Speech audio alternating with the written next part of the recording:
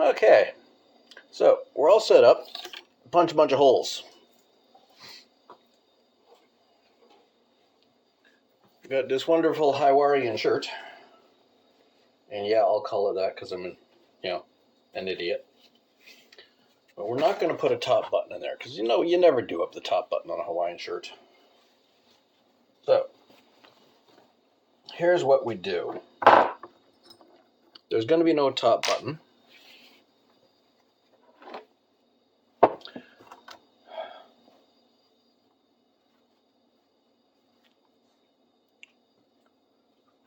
This is the one we're using to punch the holes. This is slightly longer because it hasn't been hammered down so much over the years. It doesn't have a mushroom tip on it like this thing. See? So this is our measurement for distance. This is the one we're using. We'll start at the collar end, but we're not putting one there. So just mark roughly where it would be. Measure down from there, and that's where the first button's going to be. Right there.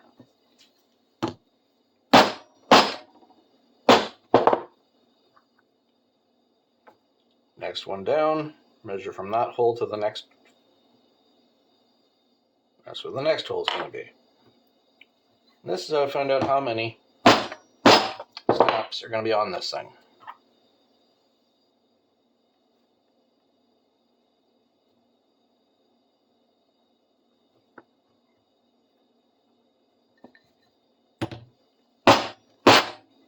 This is the left-hand side of the shirt, so that'll be the facing of the buttons.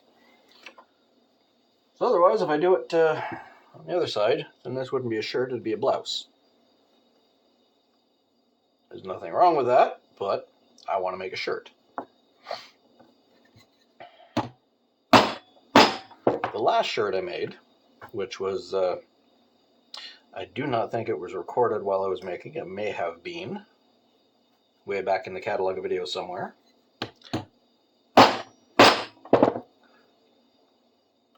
It was a leopard print spandex lace shirt for me to wear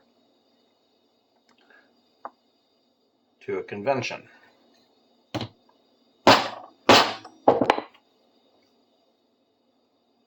It matched the theme of the convention fine.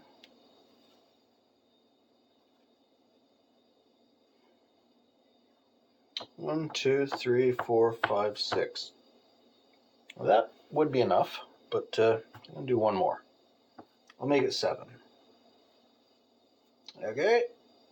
Okay, so there's going to be 7 holes.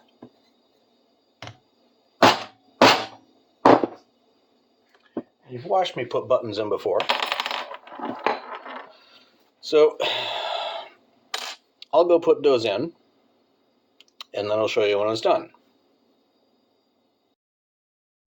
Just as a refresher, because you saw me do this with the you saw me do this on the kilt, but here's how these snaps work anyway. I'll show you one or two.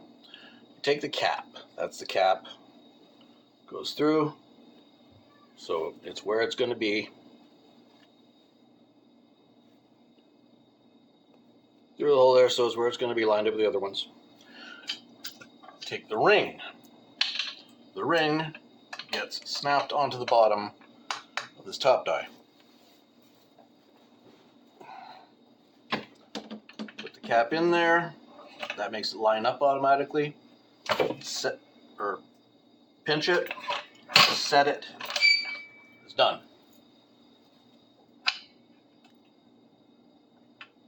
Do another one. Same thing. Get that on there, line it up, press, hammer it. That's it. So that's how that works. It's the leg press. I'll show you one of the bottom ones after I punch all those holes. Okay, time to show you a useful trick. I know this is a weird angle to look at stuff from, but it's where I can sit you where you can actually see stuff. Usually you can't. Take this and put it on top of the shirt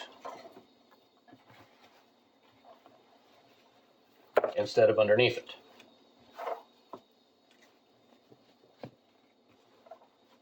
And we'll measure. Here's how we measure. Make sure they line up properly.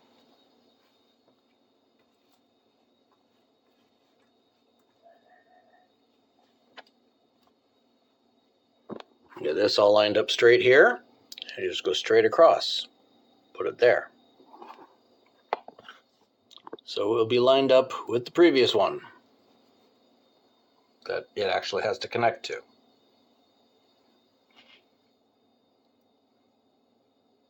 That way, they all line up and everything is straight.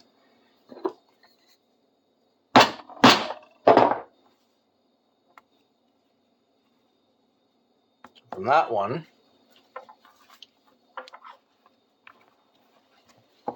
once we got the first one where it's supposed to be, we can measure the rest because we know the measurements are going to be the same.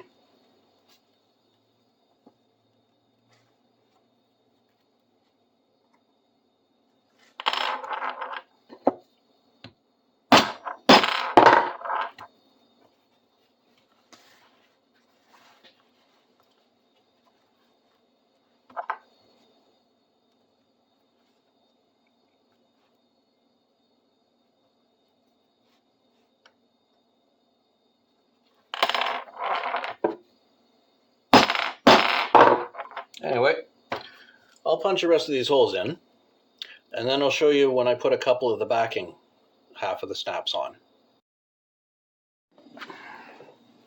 We're now doing the right hand side, which is the back. Take out the capping dies, put in the backing dies. Luckily, it's kind of easy to swap. One of the things I like about this particular style of press, everything is easy to swap. So take the post, put it through. Take the top, put it on top of the post. Put it over that little pin there. Hold it from the sides. Don't get your fingers caught under there. And you just slam it. Done. Just like that, 6 more times.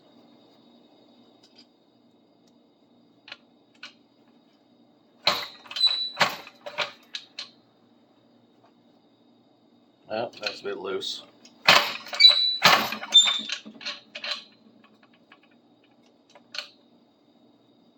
There, that's not tight. So you can do that 6 more times, then I'll show you what it looks like when it's done. Impromptu lesson here. This thing slipped. Well, my fingers slipped holding it down. We ended up with a crushed one. Focus, you fuck. Come on. Oh well. In any instance, she fucked. Which means I got to get out a couple of specific tools to pull that out without damaging it, and I'll show you those tools. You get a special lesson today. Usually nobody sees this stuff. Mistakes, you know. They're not something you show off, but, you know, you admit they happen. So let me get down into the tool bucket here. Find the correct pieces of equipment to do this job. There's that chrome fucker. These are not advertised as nor sold as snap pullers. This is a specific type of nail clippers for dogs. So are these. What these ones are is they are side cutter, but the blade is curved. Which allows you to get underneath and behind things. This is more like a pruning shear of some type. But what this does, it allows you to grip metal around the edges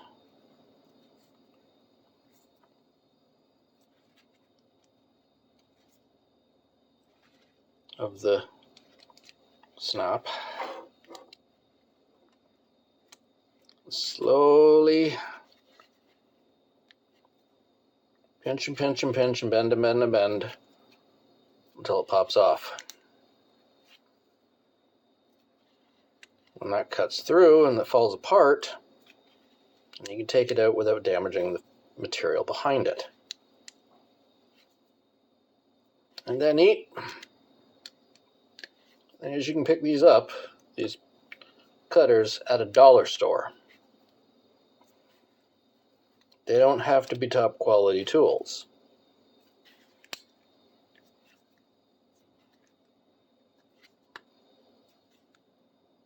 You're not actually using them on an animal, so you don't have to worry too much about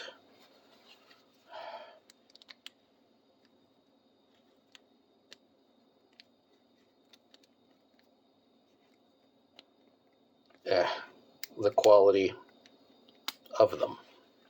See, I wouldn't use these dollar store things on an actual dog, because dogs are worth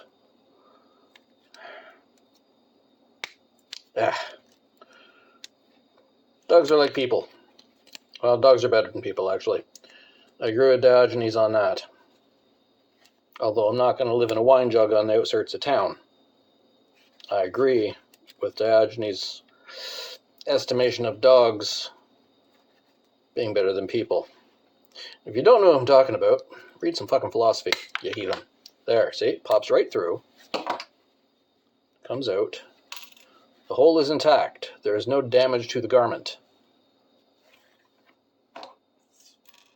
Now we can get another one and put it back in. I'll show you the whole thing when it's finished. Okay.